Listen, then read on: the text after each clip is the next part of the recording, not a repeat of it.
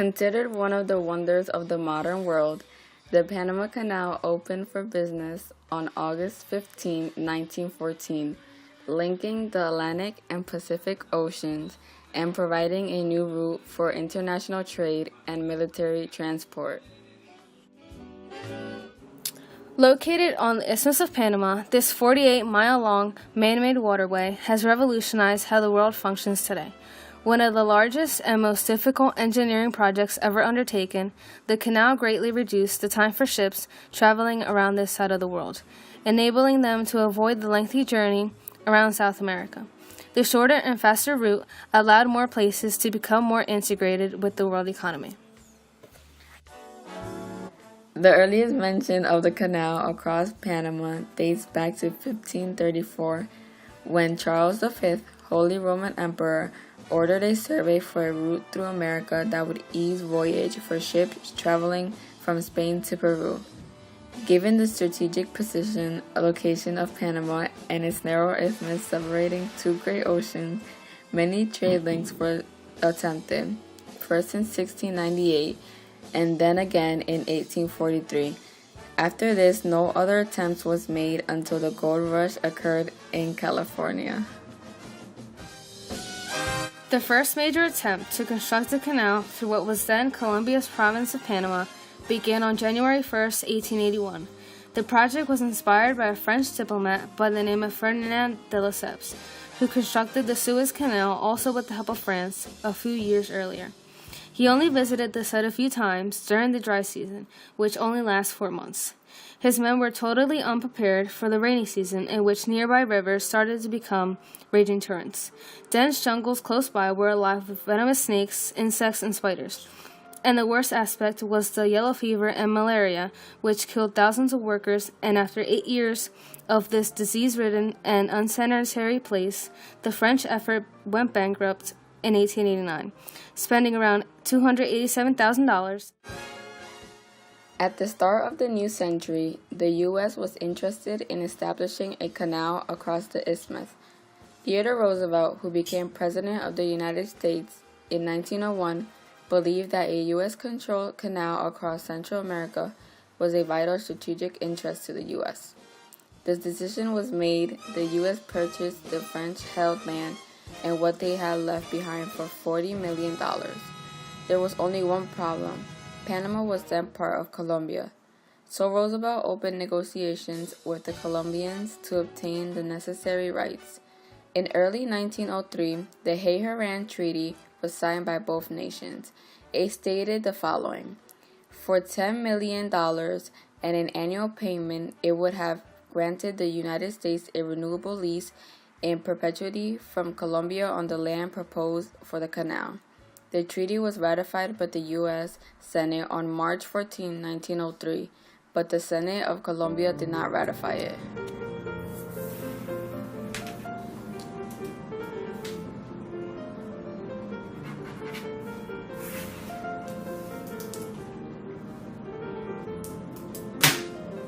Nosotros no vamos a ratificar esta propuesta, no vamos a dar esta parte del país a los otros.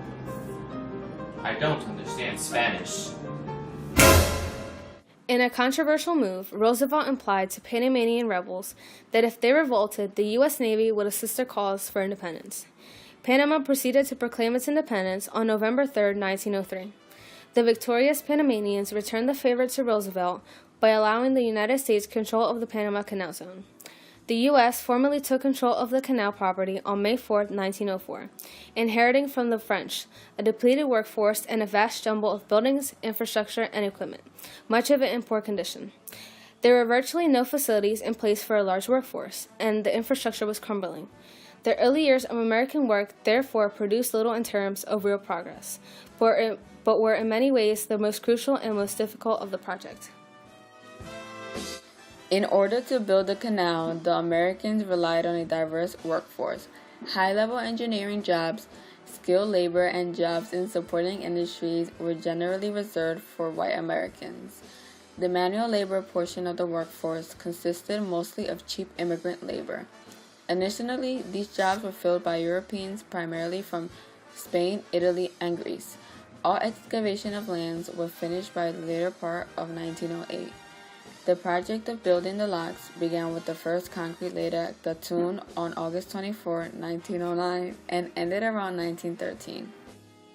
As construction tailed off, the canal began to disperse. Thousands of workers were laid off, entire towns were disassembled or demolished. A grand celebration was originally planned for the official opening of the canal as response for the great effort put into which had aroused strong feelings for many years. However, the outbreak of World War I forced cancellation of the main festivals, and the grand opening became a modest local affair. The Panama Railway steamship SS Ancon, piloted by Captain John A. Constantine, the canal's first pilot, made the first official transit of the canal on August 15, 1914. When the canal opened, it was a technological marvel. It was an important strategic and economic asset to the United States, and it revolutionized world shipping patterns, as its opening removed the need for ships to travel the long and dangerous route around South America. The canal saves a total of about 7,800 miles on a trip from New York to San Francisco by sea. The anticipated military significance of the canal was proven in World War II when the United States used it to help restore their devastated Pacific fleet. The Panama Canal cost the United States around $375 million, including the $10 million paid to Panama and the $40 million paid to the French company. It was the single most expensive construction project in the United States history to that time. More than 75,000 men and women worked on the project in total. At the height of the construction, there were 40,000 workers working on it. According to the hospital records, 5,609 workers died from disease and accidents during the American construction era.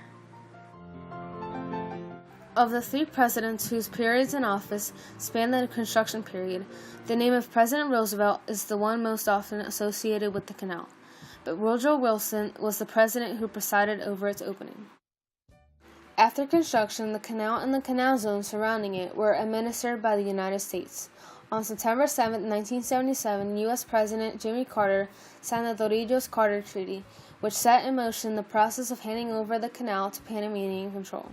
The treaty came into force on October 1, 1979, and provided for a 20-year period during which Panama would have increasing responsibilities for the canal operations, culminating in complete U.S. withdrawal on December 31, 1999.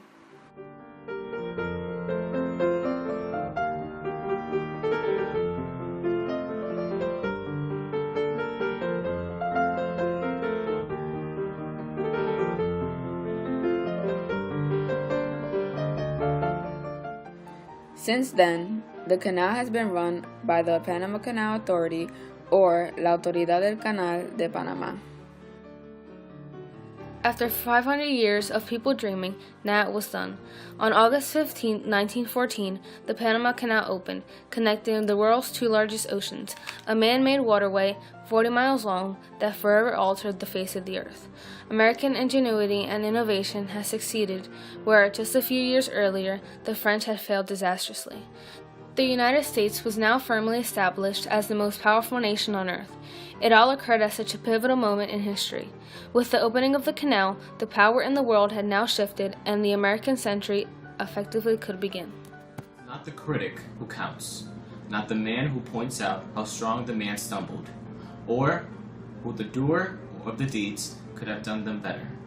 The credit belongs to the man who is actually in the arena, whose face is marred by dust, sweat, and blood, who strives valiantly, who errs and comes short again and again, who knows the great enthusiasms, the great devotions, and spends himself in a worthy cause, who at the best knows in the end the triumph of high achievement, and who, at the worst, if he fails, at least fails while daring greatly, so that his place shall never be with these cold and timid souls who never knew neither victory nor triumph. You can sail a cargo ship and see the shining sea through the Panama Canal for a nominal fee. You enter a lock, it's a ship corral. 40 miles on the Panama Canal. You pay your decal. 40 miles on the Panama Canal. You cross the locks, they number